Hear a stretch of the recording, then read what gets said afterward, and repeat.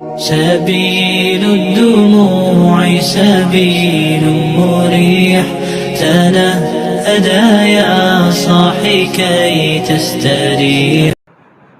جس طرح ہم رمضان کے اندر عبادات کا اہتمام کرتے رہے ہیں تو غیر رمضان کے اندر بھی اسی طرح عبادات کا اہتمام کرنا۔ رمضان تو ہمیں ایک ترتیب پہ ڈالنے کے لیے آتا ہے،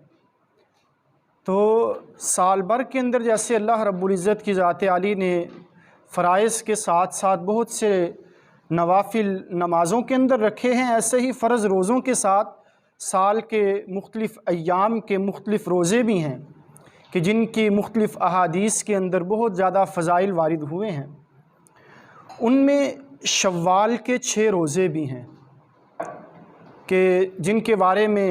بہت سی روایات کے اندر بہت سے فضائل وارد ہوئے ہیں۔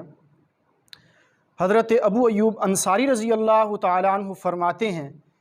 کہ رسول اللہ صلی اللہ علیہ وآلہ وسلم نے فرمایا کہ من صام رمضان ثم اتبعہ ستا من شوال، کہ جس نے رمضان کے روزے رکھے اس کے بعد 6 روزے شوال کے رکھے، کانا کا صیام الدہر، تو اللہ رب العزت اس کو زمانہ بر روزے رکھنے کا اجر عطا فرمائیں گے۔ ایک دوسری روایت ہے، حضرت جابر ابن عبداللہ انصاری رضی اللہ تعالیٰ عنہ روایت کرتے ہیں کہ میں نے حضور اکرم صلی اللہ علیہ وآلہ وسلم کو فرماتے ہوئے سنا، فرمایا من صام رمضان وستا من شوال، کہ جس نے رمضان کے مہینے کے روزوں کا اہتمام کیا پھر 6 روزے شوال کے رکھے، فَكَأَنَّمَا صَامَ السَّنَةَ كُلَّهَا، تو گویا اس نے سارا سال روزے رکھے۔ اب یہاں پہ یہ 2 روایتیں میں نے آپ کے سامنے پیش کی ہیں۔ اب بظاہر ان دونوں روایتوں کے اندر تھوڑا سا تعارض نظر آتا ہے کہ پہلی حدیث میں فرمایا کہ جو رمضان کے مہینوں کے ساتھ شوال کے 6 روزوں کا اہتمام کرے گا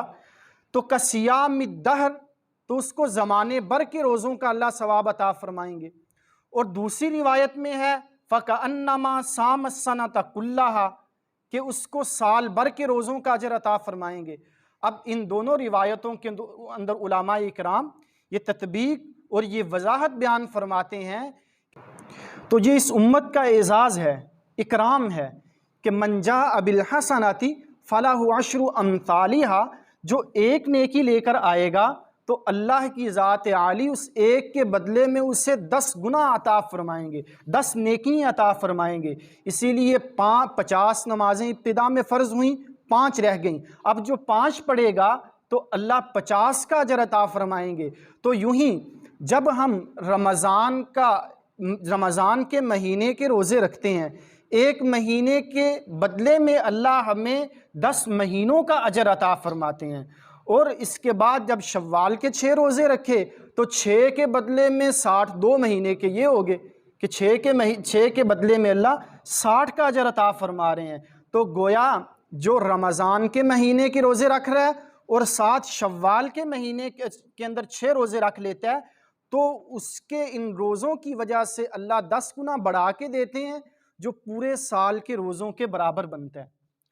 اور جو بندہ اب زندگی بھر اہتمام کرتا رہے گا کہ رمضان کے روزے بھی رکھے گا، ساتھ شوال کے روزوں کا بھی اہتمام کرے گا، 6 روزے رکھتا رہے گا، تو گویا اب اس نے زمانہ بھر روزے رکھے، زندگی بھر روزے رکھے۔ اب یہ دونوں روایتوں میں آسان سی تطبیق ہے اور وضاحت ہے۔ ایک مسئلہ اس میں یہ بھی ذہن میں رہے، علماء کرام فرماتے ہیں کہ اگر بندے کے ذمے قضا روزے ہوں تو عید کے بعد کوشش کر لے پہلے ان کو رکھ لے، باقی ان روزوں کے بارے میں جو شوال کے 6 روزے ہیں ذہن میں رکھنا چاہیے، نہ تو ان کا فوراً ہی رکھنا ضروری ہے کہ عید کے دوسرے دن ہی شروع کیے جائیں، کو کر لے تو منع بھی نہیں ہے، لیکن ضروری نہیں ہے کہ فوراً شروع کیے جائیں، اور نہ ہی ان کا اکٹھے رکھنا ضروری ہے کہ 6 اکٹھے ہوں، بلکہ شوال کے مہینے کے اندر ہم جب بھی 6 روزے رکھ لیتے ہیں تو ہمیں یہ اجر اور یہ ثواب حاصل ہو جاتا ہے۔ اور بھی بہت سی روایات ہیں کہ جن میں ان روزوں کی اہمیت کو بیان کیا گیا۔ حضرت عبداللہ ابن عمر رضی اللہ تعالی عنہما سے ایک روایت ہے، فرمایا حضور اکرم صلی اللہ علیہ وسلم نے ارشاد فرمایا من صام رمضان واتبعہ ستا من شوال، جس نے رمضان کے مہینے کے روزے رکھے پھر شوال کے روزے رکھے 6، خرج من ذنوبہ کیوم ولدتہ امہ، اللہ اسے یوں گناہوں سے پاک کر دیتے ہیں کہ جیسے ابھی ماں نے جنا ہو، کہ جیسے بچہ جب پیدا ہوتا ہے وہ گناہوں سے پاک صاف ہوتا ہے، تو ان روزوں کی برکت سے اللہ بندے کو گناہوں سے یوں پاک صاف فرما دیتے ہیں۔